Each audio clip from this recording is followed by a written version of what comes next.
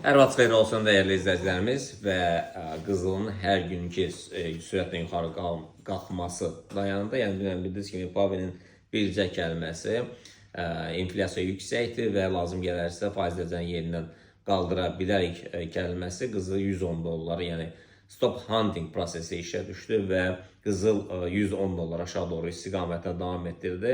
Hətta Safe Haven prosesi belə buna təsir göstərə bilmədi. Yəni investorların əksəriyyəti qızılın alışındansa satışına üstünlük verdilər və sürətli bir eniş oldu. Bundan sonraki enişlər olacaqmı, olmayacaq sualı gəldi isə 3978-dən sonra alışlar gələcək. Təbii ki, bu dəfə 3944-lərdən aşağı formalaşsa kəskin enişlərlə müşahidə olunacaq. Bitcoin-ə gəldikdə isə Bitcoin bugün alış əməliyyatları deməli 121 800-lərdən gələcək və satışlar isə 121-lərdən gələcək.